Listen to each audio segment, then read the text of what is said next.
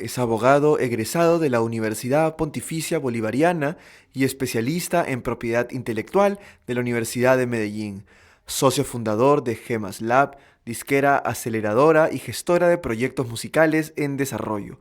Gracias a su amplia experiencia en la representación de artistas y en la negociación de sus contratos, ha logrado estar presente en la estructuración legal, organización y defensa de gran cantidad de proyectos en la industria musical.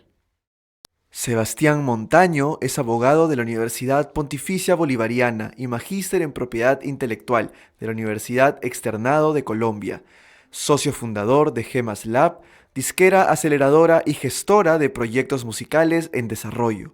En su carrera, dentro de la industria musical, ha sido reconocido por su gran aporte al desarrollo, estructuración y asesoramiento de múltiples compositores, artistas, productores musicales, sellos discográficos y productoras audiovisuales.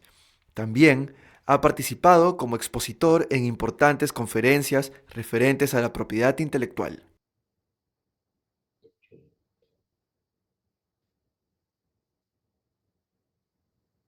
Buenas tardes, ¿cómo están? Un gusto saludarlos desde acá, desde Medellín, Colombia, desde nuestras oficinas. Mi nombre es Sebastián Montaño, soy abogado y socio acá en la oficina de Destra Entertainment Lawyers, magíster en propiedad intelectual, y me acompaña Mauricio Velázquez, también socio abogado en Destra, especialista en propiedad intelectual. Y bueno, no, un placer y muchísimas gracias a Ritmo Mercado Musical por esta invitación y conversar de este tema tan apasionante y tan interesante como son los adelantos. Entonces, el tema que nos correspondió para el día de hoy, para conversar con ustedes, es hablar del ABC de los adelantos musicales.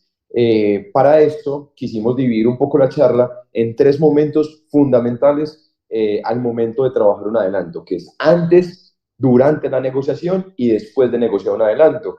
Así, en ese orden de ideas, pues queremos empezar por el primer punto, y es antes de negociar un adelanto, entender un poco qué son los adelantos y qué tipos de adelantos hay. Sí, yo creo que el mayor mito, lo que más ha generado la industria musical estos últimos años es este gran momento que es cuando un artista recibe adelantos. Entonces, siempre que si uno escucha o habla en estudios musicales y conversa con colegas de que uno recibió tal adelanto o mira noticias en Billboard o en cualquier plataforma de que tal persona recibió un adelanto millonario, se vuelve como ese momento cúspide o el sueño de todo artista de poder negociar un adelanto, recibir un contrato donde le entreguen un adelanto. Entonces, creo que lo importante es quizá desmitificar un poquito y entender que esto es el proceso ordinario de la industria, la negociación de los adelantos, y la mayoría de los proyectos musicales vive y frecuenta la negociación de adelantos. Entonces, entender qué son, para qué sirven los tipos de adelantos que recibe un proyecto musical y cómo desarrollar tu carrera alrededor de ellos. Entonces, en primer lugar, ¿qué es un adelanto? Muy sencillo. Como sabemos que en la industria musical se habla principalmente de regalías, ya sea regalías editoriales o regalías discográficas, los adelantos son un ingreso de dinero o un pago que te hace una empresa, ya veremos qué tipo de empresa, que te adelanta, como dice el mismo nombre, 2, 3, 4 años del porcentaje que a ti te correspondería. Entonces, en vez de tener que esperar 3 años, 2 años por el ingreso que te generaría durante este contrato, esta empresa te lo adelanta a cambio de que tú firmes con ellos. Por así decirlo, un préstamo garantizado en tus regalías. ¿Qué es importante decir? Y a mí, yo siempre tengo ese pensamiento, y es que los proyectos musicales siempre van encaminados a que alguien confíe en ellos, a que alguien confíe en que el talento es suficiente para generar dinero, y que ese alguien se transforme en un inversionista pasivo o activo de un proyecto, o una empresa que trabaje en diferentes ámbitos de la industria, como puede ser una disquera, una editora, una distribuidora, una empresa de booking, una empresa de management. Confíe en mí y que mi talento sea suficiente para generar dinero, y que mi talento se transforma en una empresa rentable. Cuando hablamos no de inversionistas, sino de empresas, principalmente vemos tres tipos de adelantos. Pueden haber más, pero nos enfocaremos en tres tipos. Primero, un adelanto discográfico. Discográfico. Segundo, un adelanto editorial. Y tercero, un adelanto de distribución. Y sobre todo entender mucho que el segundo y el tercer tipo de adelanto lo vamos a estar mirando muy en torno a lo que es un proyecto musical independiente. O sea, cómo es que un artista se vuelve una empresa, se vuelve un proyecto más tendiente no solamente al desarrollo de su talento, sino de verdad crear un ecosistema que le permita ser una empresa autosostenible y rentable.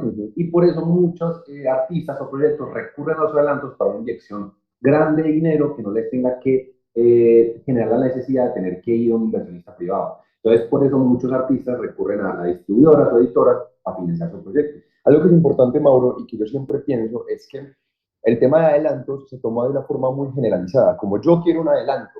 Y eso me parece muy bien, como el querer un adelanto, pero es importante definir qué tipo de adelanto estamos buscando, ¿no? No es lo mismo buscar un adelanto discográfico a un adelanto de distribución. No es lo mismo desarrollarme como compositor y buscar un adelanto editorial a buscar un adelanto de cualquier otra índole. Entonces es muy importante que a la hora de hablar de adelantos entendamos muy bien a qué adelanto nos estamos enfocando. Y sobre todo los compromisos son muy diferentes. Claro. Lo mismo yo firmar una distribución, una editorial, un discográfico y las obligaciones que yo adquiero con esta empresa pueden ser de exclusividad total, simplemente administración de mi catálogo o la entrega de un catálogo preexistente sin compromisos futuros. Entonces, lo que decía Sebas, muchos artistas llegan y dicen, quiero un adelanto, pero no entiende que la oferta que tiene en la mesa o la oferta que está buscando puede ser bastante amarradora por su proyecto. Y qué importante entender qué adelanto queremos, porque en últimas es darle un poco de visión al proyecto, ¿no? Tenemos que, como artistas, los artistas que estén conectados, managers, entender qué quiero y cómo voy a llegar a eso que quiero.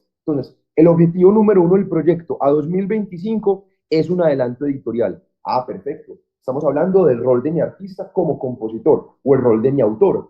Perfecto. ¿Cómo desarrollamos un plan de trabajo que me lleve a poder conseguir un adelanto editorial? Pero entonces hablamos de adelanto editorial. No podemos tener un foco editorial y enfocarnos en sacar fonogramas o en otras cosas distintas, ¿no? O si yo mi foco es editorial, nunca registrarme en sociedades de gestión colectiva, que ya lo vamos a ver Claro. en el siguiente paso. Si yo quiero generar un adelanto editorial, lo primero que tengo que hacer es generar regalías editoriales. Claro. Porque si a mí me van a adelantar 3, 4, 5 años de mis ingresos editoriales y yo nunca registré una canción, nunca me afilié a una sociedad de gestión colectiva, Nunca generé reportes. yo como me voy a presentar ante una editora a pedir un adelanto y cuando me piden los statements o los informes, generé 100 pesos, 200 pesos. Exactamente, entonces por eso antes y en esa etapa anterior a conseguir un adelanto o a empezar a negociar un adelanto, primero entender que es un adelanto y es prácticamente un préstamo, me están adelantando unas regalías, ¿no? Que es muy valioso y muy interesante, a diferencia de un banco, de pedir un préstamo, porque acá obviamente hay unas ventajas en temas económicos y en temas de intereses, entonces es muy interesante. Pero para ya saber qué es un adelanto, necesitamos entender qué adelantos hay. Claramente hay tres, discográfico, editorial y distribución, y ya sabiendo que nos queremos enfocar en uno, vamos al siguiente paso y es, ¿qué hacer durante la negociación de un adelanto, no? Entonces, aquí, digamos, para seguir un poquito el desarrollo de los tres tipos de contratos, hay que entrar a mirar cómo negociar o cómo organizar mi catálogo de cara a enfrentar una negociación de esta. Entonces, digamos que para definir un poquito o a más a profundidad el editorial, la distribución y el discográfico, en un primer lugar, cuando nos referimos a un contrato editorial, que ya miremos los tipos de contrato que hay, nos referimos netamente a tus labores como compositor, como decía Sebas. Son tus regalías autorales, tus regalías como compositor, que principalmente tenemos tres tipos de regalías: comunicación pública, mecánicas y licencias de sincronización, que diferentes tipos de entidades la recolectan, pero en general se engloban en su recolección a través de una editora musical. Editoras musicales, en realidad no hay tantas, normalmente son las tres majors y otras empresas de administración independiente, que son las que yo puedo acceder a pedir un adelanto de regalías. Pero ¿qué va a hacer primero la editora? Como lo mencionamos ahorita. Listo, ¿tú quieres un adelanto? Bueno, muéstrame tu catálogo, muéstrame qué composiciones tienes, quiénes han cantado las composiciones, qué números han generado esas composiciones.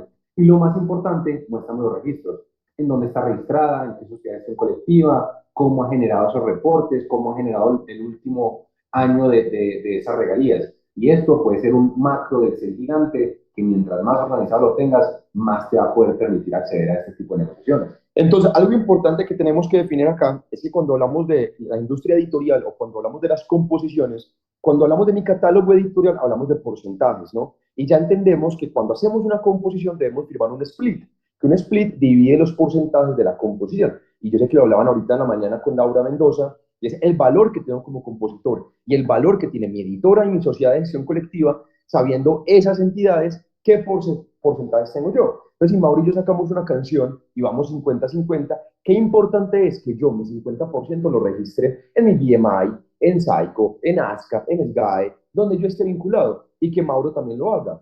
Porque en últimas, esos reportes son los que me va a pedir una sociedad, una editora, a la hora de presentarme una propuesta editorial, una firma de un contrato editorial.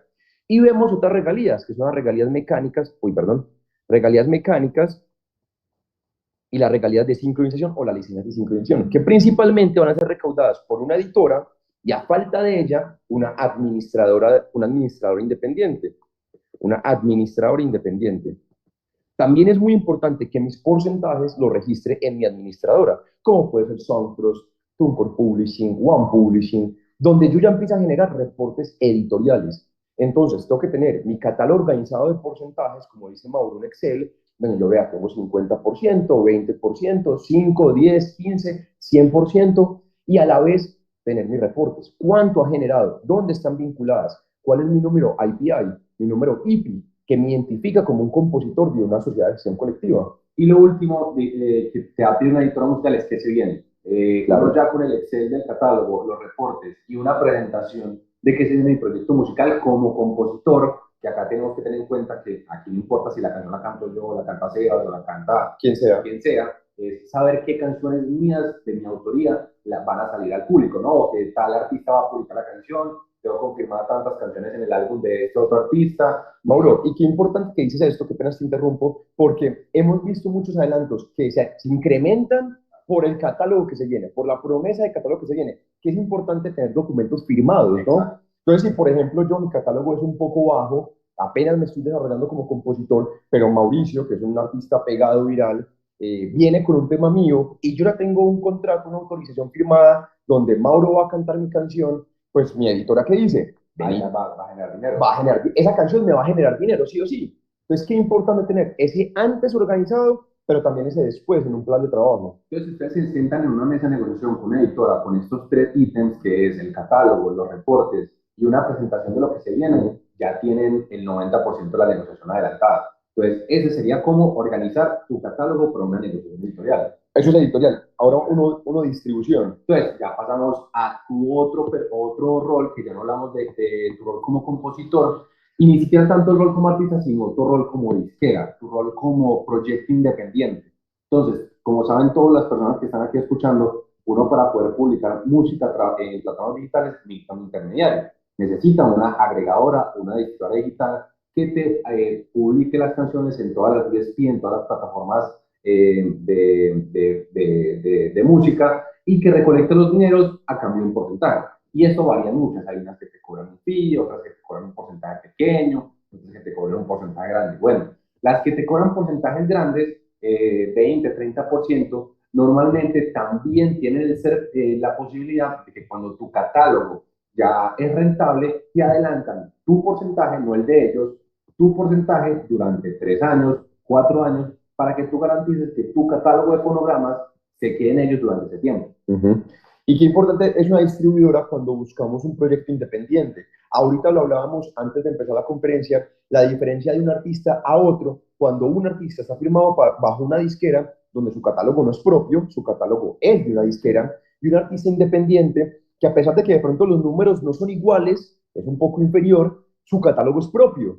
Más valioso porque él cuenta con más porcentaje de su propia música. Recordemos que en un contrato discográfico normalmente van a firmar 80-20, 90-10, 75-25 a favor de la disquera. O sea, yo de mi catálogo, tras de que no soy propietario, tengo un porcentaje pequeño. ¿Por qué? Porque la disquera hace una inversión, hace un trabajo de marketing, hace un trabajo mucho más fuerte. Corre riesgo financiero con el dinero. Exacto. Pero en un contrato de distribución, yo ya tengo la posición dominante en el porcentaje del fonograma. Entonces yo ya tendré 80, tendré 70, 75, y la distribuidora, tras de que no es propietaria, pues tendrá un porcentaje inferior. Y ese adelanto que me dan de distribución va a ir sobre el porcentaje que yo tengo por un número de años. Que ahí vamos a repetirlo a final cuando hablemos de auditoría y de revisión de recuperación, cómo muchos proyectos musicales se equivocan cuando revisan cómo va su recuperación, para que se queden con esa frase de que te adelantan es tu porcentaje, no el 100% de la realidad de la canción. Entonces tú solamente vas a recuperar sobre tu porcentaje. Por eso es tan complicado muchas veces recuperar, porque vemos una canción que tiene 1 millón, 2 millones, 3 millones en Spotify y pensamos que eso es directamente proporcional a las ganancias, pero no entendemos que ese valor corresponde a un 100% y que mi porcentaje no es el 100%, ni en un contrato de distribución ni en un contrato discográfico. Por eso muchas veces es complicado recuperar un adelanto. Eso es un punto a tener en cuenta, ¿no? Y vamos a antes del adelanto, y es que esto es un préstamo, ¿no? Pues muchas veces o satanizamos o bendecimos a los adelantos sin entender el trasfondo de que esto es un préstamo y debemos recuperarlo con nuestras regalías. No, y es uno entender muy bien para qué uno utiliza un adelanto. Normalmente los proyectos de autorales que ya logran un adelanto editorial, normalmente recomendamos que esos autores, al menos que es un adelanto importante, lo busquen para capitalización personal. Es un adelanto más de un uso personal del compositor, ya sea para su manutención o inversiones personales. ¿Por qué? Porque las regalías editoriales son muy inferiores a las regalías digitales del máster. Entonces, los adelantos editoriales son muy difíciles de recuperar. Entonces, si tú recibes un adelanto, lo más seguro es que tardes 3, 4, 5 años en recuperarlo. Entonces, es ser muy inteligente cómo usarlo. Ahora, los adelantos de distribución, como van atados directamente al éxito de las canciones, sí recomendamos que sean utilizados como reinversión del mismo catálogo. ¿Y esto qué implica? Que uno tiene que tener mucho cuidado cómo lo utiliza. ¿Y esto en qué sentido? Normalmente uno no es el dueño del 100% de las canciones, uno compromete un 3% con un productor, compromete un 10% con un artista invitado, compromete un 20% con otra persona. Entonces, entender muy bien, y esto sobre todo lo decimos para disqueras independientes o proyectos independientes, si tú tienes compromisos con terceros y vas a realizar un adelanto, en esta parte de organización de catálogo, tienes que entender muy bien cuáles son tus compromisos con los terceros, qué obligaciones tienes con terceros. Entonces, eso que dice Mauro es muy cierto, ¿no? Si yo recibo un adelanto, me dan un adelanto sobre los porcentajes, pero yo tengo otros compromisos que tengo que tener en cuenta a la hora de recibir ese adelanto. Entonces, volviendo al tema de cómo organizar el catálogo, Mauro, cuando hablamos de un adelanto de distribución, qué importante es saber cuánto ha generado mi catálogo con antelación, ¿no? Y cuando yo hablo de organizar el catálogo de distribución, es supremamente complejo cuando un artista tiene 2 canciones en DistroKid, una canción en OneRPM, 3 canciones en TuneCore. No, o peor, cuando es una agregadora intermediaria de otra agregadora que no emite reportes automáticos. Y lo más importante de negociar un adelanto de distribución es tener tu histórico al menos de 12 meses de lo que ha generado tu catálogo.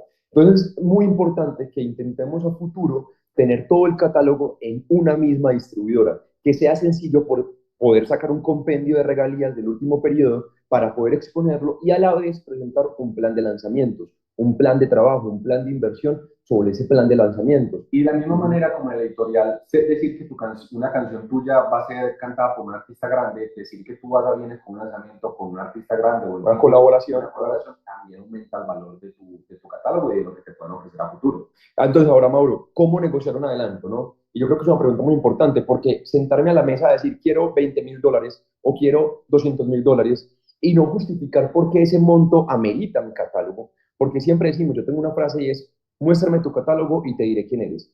Muéstrame tu catálogo y te diré qué tan valiosa es tu carrera, como compositor o como artista, ¿no? Entonces, un catálogo puede valer muchísimo la pena o un catálogo gigante puede que realmente no, dependiendo de qué catálogo es.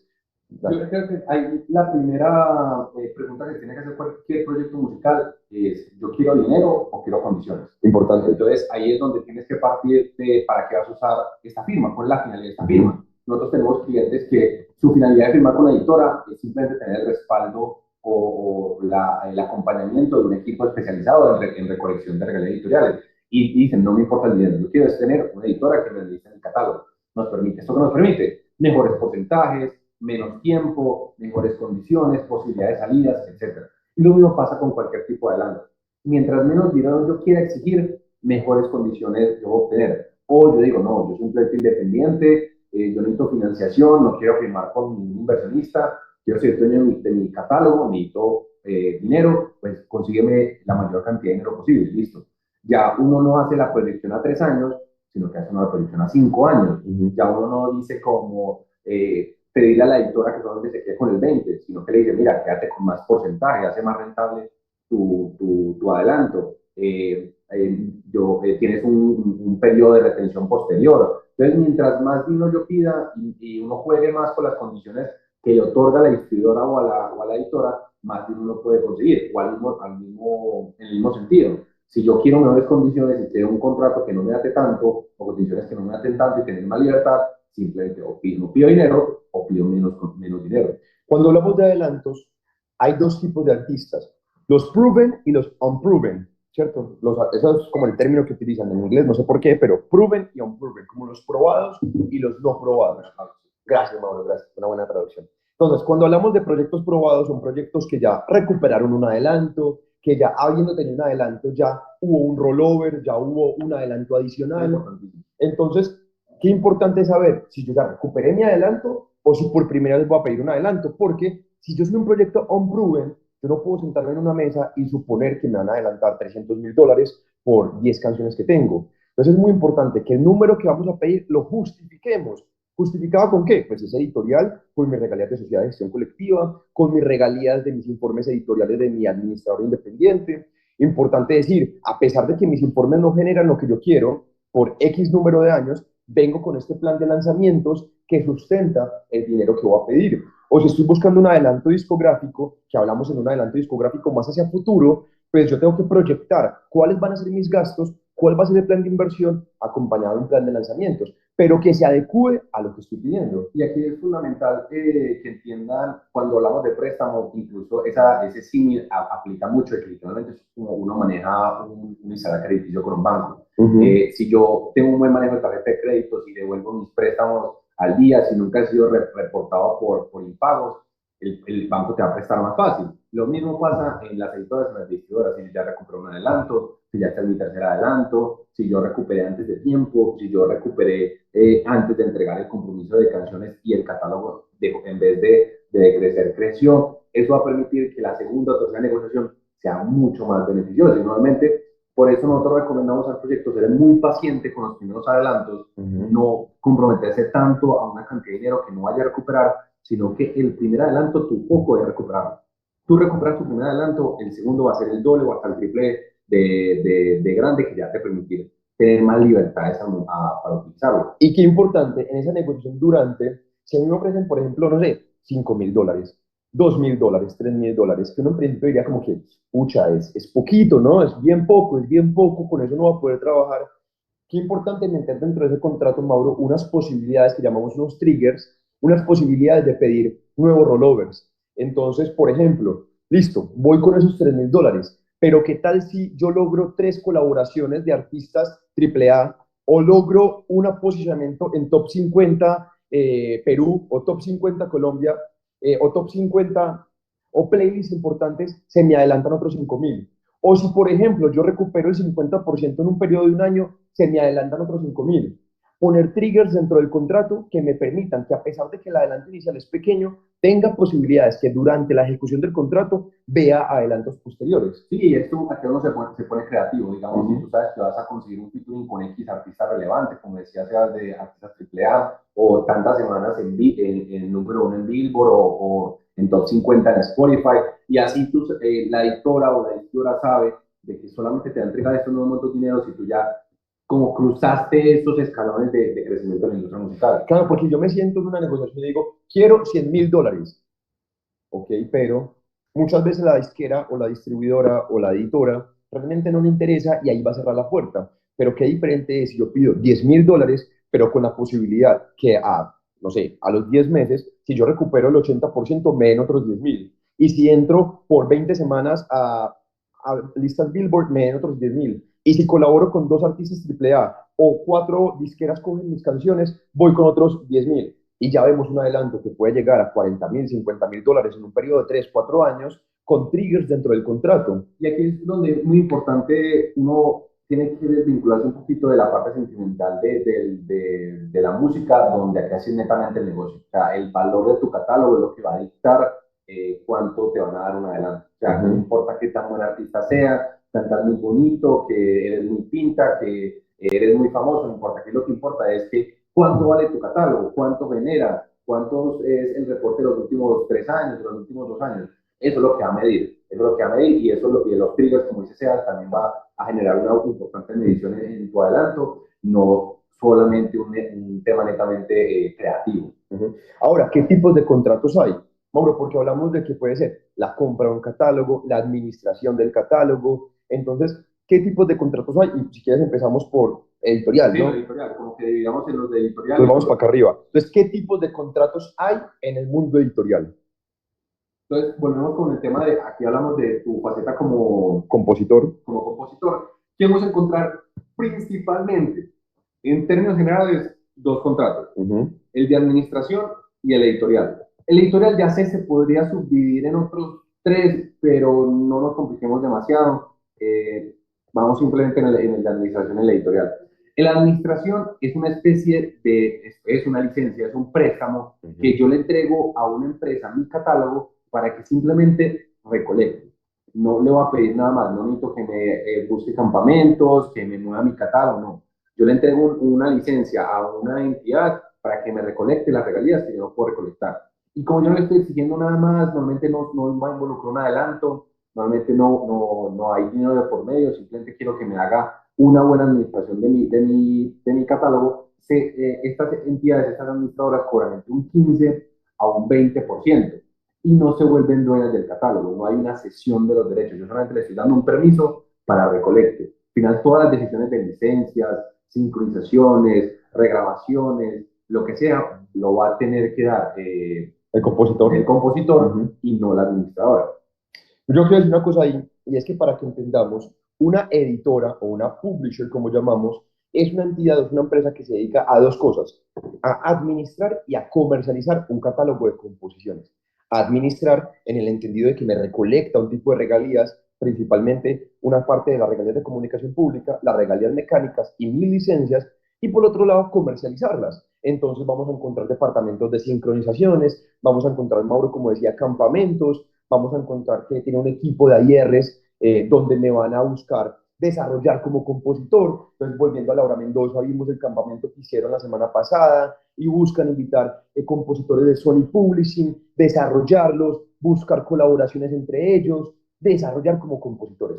Ahí vemos la diferencia entre un contrato de administración y un contrato netamente editorial. Todo lo que está diciendo Sebas lo va a hacer una editora. Exacto. La administradora solo te va a recolectar dinero. Entonces, por eso, un contrato donde haya un adelanto editorial por un contrato de administración va a ser mucho inferior, va a ser mucho no, va a ser inferior. ¿Por qué? Porque no se hace una labor netamente editorial y los porcentajes puede que sean inferiores y no hay una cesión, ¿no? El catálogo sigue siendo mío. Mauricio, un contrato editorial. Y en un contrato editorial ya sí hablamos. Primero que si hay una cesión, la editora se vuelve propietaria, aunque hoy en día esta propiedad es temporal, hay una reversión, ya es muy estándar en la industria que hay una reversión de los derechos a los compositores. Después de un número de años. Después de un tiempo de años siempre elevado, pero hay una reversión de los derechos.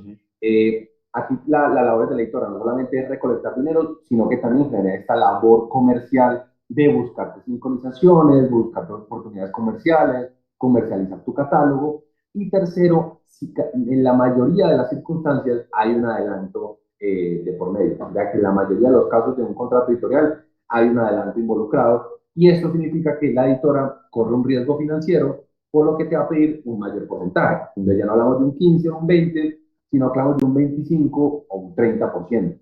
¿Y esto qué significa? Que la editora corre más riesgo, te va a pedir más porcentaje, porque como es un adelanto de tu porcentaje, a la editora tener un porcentaje más alto, tú recuperas más lento. Entonces, como tú recuperas más lento, ellos se garantizan de que van a tener tu catálogo más tiempo.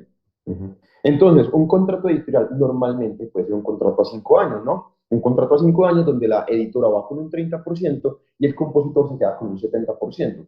Ahora, lo que dice Mauro, ¿de dónde recupero ese adelanto? De mi 70%. La editora no va a perder, la editora tiene un 30% y yo tengo un 70%. Una recomendación, no firmar contratos editoriales 50-50, firmar contratos editoriales donde yo tenga la mayoría del porcentaje, 60, 70, 80, y donde ese adelanto pues realmente sea equitativo a poder firmar un contrato de estos. Sí, digamos que estos dos tipos de contratos son las mediciones estándar cuando uno firma con editoras major o con administradoras consolidadas, ya sea One Publishing, Publishing. Que ese tipo de administradoras muchas veces no dan adelanto. Exacto. Entonces, eso digamos que los tipos de contrato estándar. Ya hay editoras independientes, que ahí entramos ya a una subdivisión de contratos que acá nos quedamos 3 horas, que son editoras que administran a través de un tercero. Entonces son empresas pequeñas que no tienen la infraestructura de una editora de recolectar en todo el mundo, entonces subcontratan con una administradora o una editora, pero son ellos los que tienen el contrato con el compositor.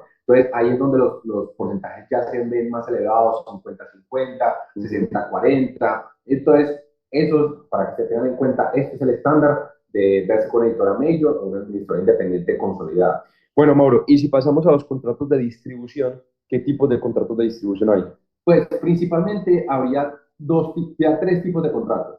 El contrato por catálogo, exclusividad y podríamos mencionar como un contrato de distribución plus.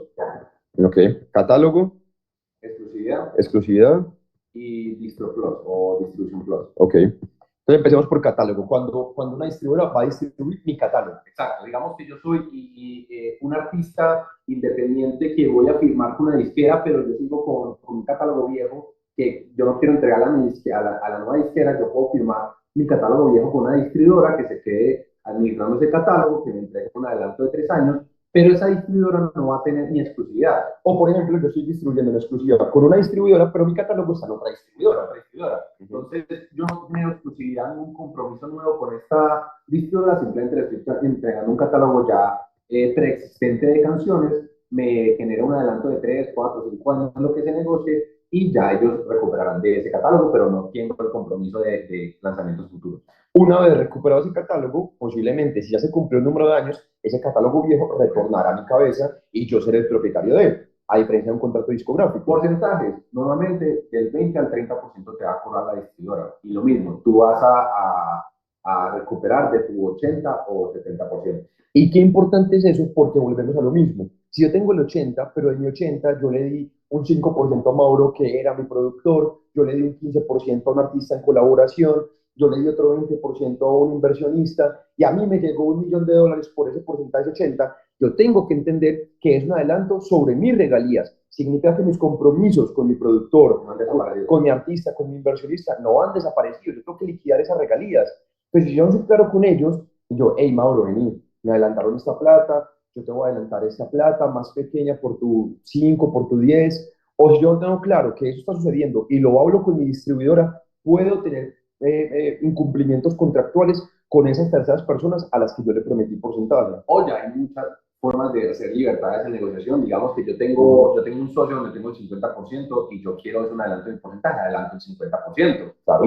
Y le instruyo a la distribuidora que el otro 50% se lo pague a mi socio. Eso con porcentajes grandes. Ya con porcentajes pequeños, ya sí tienes que tener este orden administrativo de recibir el dinero, separar un espacio para liquidar mensualmente o trimestralmente a tus compromisos, o lo que dice sea comprar esos porcentajes. Pues mira, tú tenías un 5, o te lo adelanto, o te lo compro, para ya tener como libres de compromisos ese catálogo. Y que no se vuelva una costumbre en la industria que esos puntos de máster se vuelven un saludo a la bandera, cosas que nunca se cobran, cosas que nunca se pagan y que realmente nunca vemos. Entonces, seamos organizados y cuando recibamos un adelanto de distribución discográfico, tengamos esos acuerdos claros en la cabeza. Y que, por ejemplo, ese Excel que hablábamos al principio, de organizar el catálogo, sepamos a quién le debo puntos de máster y quién me debe puntos de máster, ¿no? A quién le debo y quién me debe. Ahora, Mauro, un contrato de exclusividad. Ya sería, empezamos muy similar con el tema de que normalmente incluye un catálogo viejo, un catálogo preexistente, pero ya tengo el compromiso de que todos mis nuevos lanzamientos van a ser con la misma distribuidora. Entonces, normalmente, obviamente implica más dinero porque ya la distribuidora va a ser mi distribuidora exclusiva y va a contar con todos los nuevos lanzamientos. Y lo normal es que ese adelanto que se reciba sea destinado netamente para el desarrollo de este catálogo. Exacto. Entonces será una exclusividad, no puedo distribuir con nadie más. Y porcentajes podemos manejar los mismos. Y exacto, sí, 20-30. Hay que tener muy presente que normalmente este tipo de exclusividades son exclusividades sobre tus, no interpretaciones, sino sobre los fonogramas que tú eres dueño. Diferente a un contrato discográfico. Exacto, donde la disquera sí toma la decisión sobre todos sus lanzamientos. La distribuidora en la exclusividad es dueña, no dueña, pero tiene la exclusividad sobre los fonogramas que tú seas dueño. Exacto, entonces, por ejemplo, si Mauro está en un contrato discográfico y yo quiero trabajar con él en un lanzamiento, tengo que pedirle permiso a su disquera para que me autorice la interpretación de Mauro dentro de mi fonograma. Pero si, por ejemplo, yo tengo un contrato de exclusiva, de distribución, y Mauro va a sacar un fonograma conmigo, puede distribuirlo él sin problema porque Tiene que autorizar no no necesita mi autorización. O sea, necesita autorización, no la de la distribuidora. Exacto, necesita mi autorización, no la de la distribuidora, porque mi distribuidora simplemente sabe que distribuye mis lanzamientos, no los de Mauro. Y DistroPlus, o pues, no un nombre como me estoy inventando en este momento. Distribution Plus. Exacto. Es unas modalidades que están utilizando muchas distribuidoras de intentar ser copropietarias del catálogo. Entonces lo que hacen es ya no solamente adelantarte un dinero por la regalía, sino que apuestan por ese catálogo. Entonces se vuelven copropietarias y fungen casi que una pseudo label en el que ponen un presupuesto de marketing, ponen un presupuesto de publicidad, de pauta, y van como copropietarias en la canción. Y esto les permite que, esto sí hay miles de tipos de contratos, hay unas que sí, otras que no, pero en muchos casos se vuelven propietarias de un porcentaje del máster. Y al ser tener propietarias de algún porcentaje del máster, el máster se queda en la mayoría de los casos a perpetuidad en esa distribuidora. Pero normalmente tú sigues teniendo la mayoría de la propiedad de la canción. Mauro, qué interesante tema, ¿cierto? Qué interesante, porque no lo habíamos hablado, esto lo soltó acá, pero es muy interesante porque son nuevas modalidades en que disqueras y editoras, disqueras y distribuidoras están trabajando. Tanto disqueras que tienen su propia distribuidora, es decir, Warner Music tiene a ADA, o Sony tiene a The Orchard, Universal tiene a Virgin, y utilizan un contrato donde es un híbrido, ¿no? Donde yo no te firmo un discográfico, simplemente te trabajo una distribución, pero hey, esa canción está muy dura, me gustó mucho y tiene mucho potencial. Yo hago que esa canción pase a un contrato disquero o a un contrato mucho más fuerte con esa canción. O al revés, tengo un contrato de distribución donde la distribuidora dice lo mismo, ¿no? Ya no es una disquera, es una distribuidora, pero me dice, esa canción me interesa, me quiero volver casi que inversionista y mal llamada, me pongo mal llamada disquera, donde casi que apuesta y pone un dinero adicional. Y eso lo hemos visto muchas, sobre todo Warpien, Believe, muchos tipos de distribuidoras con servicios Plus que buscan este tipo de apuestas para que los catálogos se queden a perpetuidad dentro de la distribuidora. De la compañía. Entonces hacen una apuesta, hacen un adelanto un poquito más grande, disponen de un budget de marketing o de publicidad para que hagan un porcentaje más importante de la canción. Bueno, Mauro, entonces ahora que nos quedan creo que como 10 minutos, me cuentan cuánto nos queda, si alguien quiere dar preguntas, si se puede abrir después de preguntas, pero entonces, ¿qué cláusulas importantes hay para cerrar esta parte de la negociación? Aquí también nos podemos quedar todo el día. Yo creo que lo importante de cualquier contrato de adelanto es la duración, el término de duración, que normalmente los contratos, el año que dice la duración no es lo que menos importa. Lo que menos importa. Pausa. Si dice 5 años, posiblemente no sea 5 años. Exacto. Y casi nunca son 5 años. O sea, en todos los contratos musicales, la duración es todo menos en los años que dice. Porque normalmente va a implicar 3 tipos de condiciones. Y puede ser incluso mucho más. La duración. Tiempo. El compromiso de entrega, que en una editorial puede ser composiciones, porcentajes de splits, en una distribución puede ser cantidad de canciones y en un discográfico álbumes. Y lo tercero, la recuperación. Entonces, para que un contrato en la industria musical se termine, lo normal en el 95% de los casos tiene que cumplir estos 3 requisitos. Es posible que yo llegue a los 5 años. Y uno diga cómo se terminó. Se terminó, me voy para otra disquera. O es posible que yo haya entregado los 5 álbumes, pero es posible que nunca haya recuperado. Y ahí es donde decimos, uy, ese artista lo dejaron ahí engavetado, o por ejemplo recuperó y cumplió el tiempo y no negoció posibles rollovers, pero no ha entregado los álbumes, no solo han querido recibir la disquera. Entonces, qué importante en el momento de negociar un adelanto y negociar un contrato, tener claro tiempo, obligación de entrega, que no me la firman en un contrato editorial y que toque dar 15.000% en splits al año, ¿no? Sino que yo sepa realmente qué porcentajes puedo entregar al año y cómo va a recuperar ese adelanto. Y yo diría que para no quedarnos acá, porque de verdad, pues cláusulas de contrato hay muchas, hacer mucho énfasis en la recuperación del adelanto. ¿En qué sentido? ¿Cómo se recupera mi adelanto? ¿Qué porcentaje yo estoy abonando de mi adelanto? ¿Qué tanto tengo que recuperar de adelanto para terminar el contrato? A veces no tengo que recuperar el 100, puede que a veces me pida el 120%, el 115%. Entonces, tengo que tener muy claro cuánto tiene que tener mi catálogo para poder terminar el contrato. Entonces, primero, duración. ¿Cómo recupero? Quiero sumar acá una cláusula que son los triggers, no sé cómo escribe trigger, va a escribir cualquier cosa, trigger o rollovers, que me permita a mí negociar nuevos adelantos. ¿Y qué otra cláusula, Mauro, que es importante? Exclusividad. Normalmente, sí, en el 95% de los casos, lo mismo, cuando hay adelanto, implica exclusividad, ya sea del catálogo o del artista o del proyecto musical. Listo. Entonces, para pasar al último tema, es qué hacer después de tener un adelanto. ¿Qué hacemos después de que me entregan un adelanto? Yo ya qué debo hacer.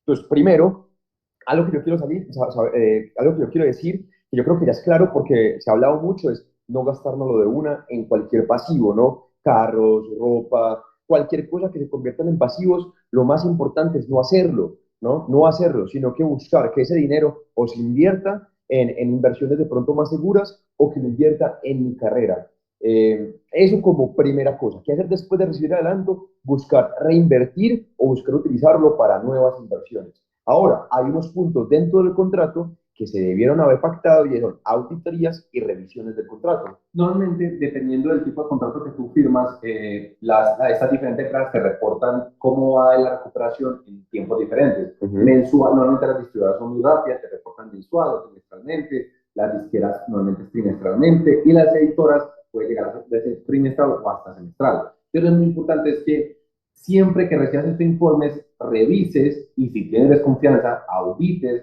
cómo va la recuperación de tus adelantos, porque obviamente esto va a implicar cómo va tu compromiso con la empresa, cuándo se va a terminar tu contrato, cuándo puedes renegociar tus condiciones y obviamente recibir un nuevo adelanto. Qué importante es que cuando yo firme un contrato editorial, sobre todo en editorial, yo le informe a mi editora las canciones que están saliendo bajo mi composición. Nos ha pasado mucho que se pierde la relación entre la editora y el compositor. La editora nunca sabe que el compositor ha sacado 25 temas, nunca ha recaudado esas regalías. El compositor nunca ha entrado a la plataforma de la editora, nunca ha visto sus recuperaciones cómo van. Y 3 años después se da cuenta su balance que no ha recuperado sigue en menos 200.000. Y la pregunta es, ¿cómo es posible esto? Pues posiblemente es porque nunca hubo relación con la editora, nunca informé, nunca mandé correos diciendo como, mira, salió esta canción, yo tengo este porcentaje, para que ellos empiecen a auditar y a recuperar esas regalías. O puede que yo haya reportado los porcentajes, pero resultó que hubo un conflicto en los splits. Y nunca se resolvió. Nunca se resolvió, lo dejé así, lo dejé morir, pasaron 3 años, las regalías incluso se empezaron a perder y jamás me preocupé por eso. Entonces, sobre todo en el editorial, al ser una gestión mucho más manual, no es tanto como la distribución, que la distribución uno manda la canción y se va a monetizar. En la editorial sí es muy importante que uno mantenga una relación muy abierta con la editora, de revisar su catálogo, revisar su recuperación, cómo se está monetizando, que no haya ningún conflicto en piedra o sociedades de gestión colectiva, para que obviamente haya una mejor recuperación del adelante. Por último, estaba hablando de recuperación, renegociación. Siempre tengamos muy claro en nuestras cabezas cómo está mi contrato, cuál es mi contrato, qué firmé, cómo puedo renegociar, cómo puedo activar esos triggers, en qué momento puedo solicitar un rollover, entender muy bien si el adelanto que me dieron es un adelanto all in, o sea, ahí va tanto lo que va para mi bolsillo como lo que tengo que poner para gastos de grabación, o si ese adelanto solamente son gastos de grabación. Si me dieron un adelanto, ese adelanto va directo a los gastos de un álbum que tengo que sacar. Entonces, qué importante saber es, en renegociación, en qué momentos puedo sentarme de nuevo en la mesa y solicitar nuevos adelantos. Y aquí me importa mucho uno tener mucho seguimiento de cómo va tu proyecto, porque no es lo mismo, y hablamos mucho en la industria del timing, del timing de cuándo hay que renegociar. Digamos que yo firmo un editor un adelanto pequeño, esto hablamos de $2,000, $3,000, resultó que al año y medio se me viralizó una canción. Se me viralizó una canción, empecé a recuperar rápido. Yo no voy a esperar los 3 años del contrato para renegociar, sino que ese es el momento para renegociar, sabiendo que ya estoy cerca de recuperar, es un momento álgido de mi carrera, es un momento importante, ahí es donde uno dice que es el timing de buscar una nueva negociación. Para que sigan pues, conociendo un poco de estos temas, los invito, nosotros tenemos un podcast que se llama Negocio de la Música, lo pueden buscar en Spotify o en YouTube, y van a ver conversaciones con disqueras, conversaciones con editoras, con distribuidoras, que hablamos mucho de esto, de los adelantos y cómo manejarlos correctamente. Hay un poco la pauta, Mauro, y pues ya cerrando un poco el tema, no sé si hay espacio para preguntas, si alguien quiere preguntar o ya nos indican si damos cierre.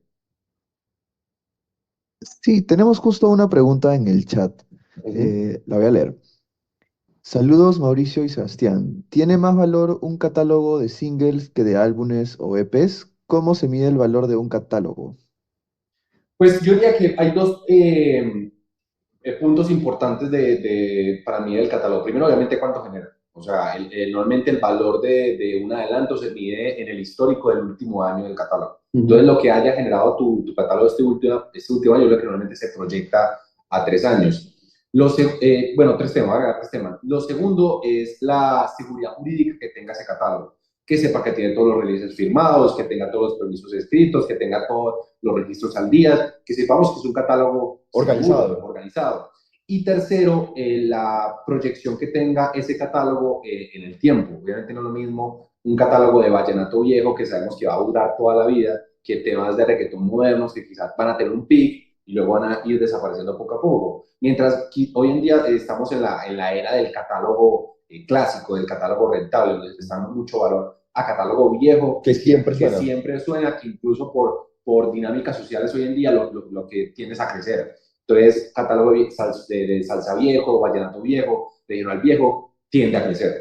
Algo que yo digo es que si bien hablamos de álbumes o hablamos de EPs, cuando vemos un contrato, normalmente ese álbum es un álbum o 12 sencillos. Entonces, a pesar de que los contratos hablen de álbumes o hablen de EPs, siempre se van a contar sencillos, ¿no? Lanzamientos individuales. Entonces siempre hablamos del valor del catálogo por lanzamientos individuales. Muchas veces se agrupan el número de álbumes, pero siempre lo hablaremos es en sencillos. Sí, y en realidad no importa tanto la cantidad. Obviamente, mientras más canciones uno tiende a obviamente ganar más dinero, pero casi siempre se deja en un segundo plano cuántas canciones incluye un catálogo y es cuánto genera.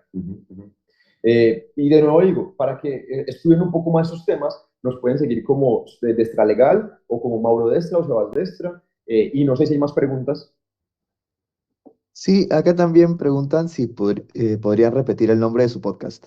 Claro que sí. Tenemos un podcast que se llama El Negocio de la Música. Está en Spotify, si lo quieren ver, lo pueden ver en YouTube. Y ahí tenemos entrevistas, tenemos más de 70 capítulos con disqueras, distribuidoras, con muchas editoras, managers, business managers, y hablamos mucho de adelantos.